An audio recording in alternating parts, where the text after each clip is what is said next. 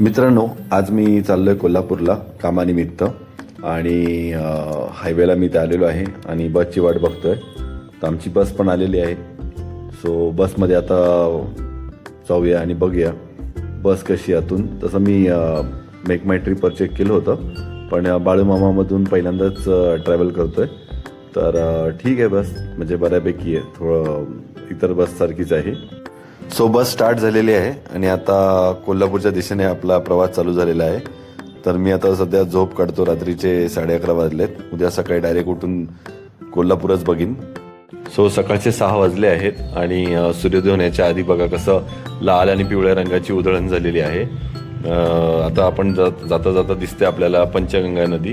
ती नदी क्रॉस करून आपण आता जवळपास कोल्हापूरमध्ये पोहोचणारच आहे आणि लोक तिथं काही थंडीमुळे शेकोटी करतात. कोल्हापूरला उतरून एक रूम बुक केला. आंघोळ पाणी करून आता पहिलं महालक्ष्मीचं दर्शन घ्यायला चाललेलो आहे आणि रिक्षा पकडून रिक्षा पकडून तिकडून जवळपास एक 10-15 मिनिटात कोल्हापूरचं महालक्ष्मी मंदिर येतं. मंदिरात येताना हे जे भव्य प्रवेशद्वार आहेत, असे मंदिराच्या चारी बाजूला प्रवेशद्वार आहेत आणि ह्या प्रवेशद्वारांना चतुर्मुखी असे म्हटले जाते. मंदिरात आत आल्यानंतर मंदिर हे जे पूर्ण आहे एका काळ्या दगडात बांधण्यात आलेलं आहे आणि तिथे मिळालेल्या एक शिलालेखनुसार हे मंदिर चालुक्य राजा कर्णदेव यांनी बांधलेलं आहे. आणि ही जी तुम्ही वास्तुकला बघता, ही जी स्थापत्यकला आहे याला हेमाडपंथी असे म्हणतात, ज्याच्यामुळे मंदिराची जी तुम्ही म्हणजे अख्खं जे काम आहे ना ते एका दगडामध्येच करण्यात आलेलं आहे आणि एकदम कोरीव काम करण्यात आलेलं आहे.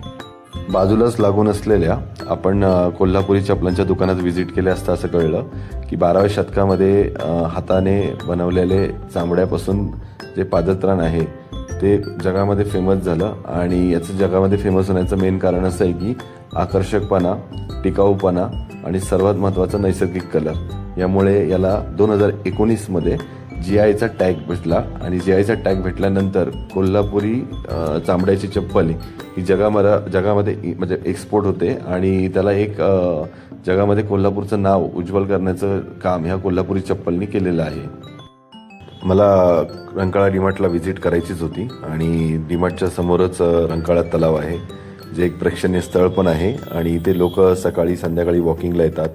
तसंच इथे घोडसवारी चालते, बोटिंग चालते आणि तलावाच्या मधोमध एक मठ आहे जो पावसाळ्यात पाण्याखाली पण जातो.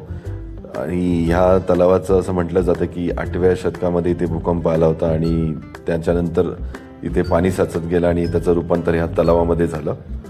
आता इथून पुढे मी ताराबाई डीमार्टला जाणार आहे. ताराबाई डीमार्ट म्हटलं तर एकदम निसर्गरम्य एरिया आणि कोल्हापूरमधल्या पॉश एरियांपैकी एक तो एरिया आहे. तर डीमार्टला मी आलो आहे आणि इथून एक ऑर्डर घेऊन आता मी माझं इकडचं सध्याचं काम संपवतो आहे. मित्रांनो, कामानिमित्त आलो होतो आणि त्यानिमित्ताने एक छोटासा एक ब्लॉग बनवला, कारण कोल्हापूर सिटी मला पण आवडते. जर तुम्हाला ब्लॉग आवडला तर लाईक आणि सबस्क्राईब जरूर करा मित्रांनो. थँक्यू.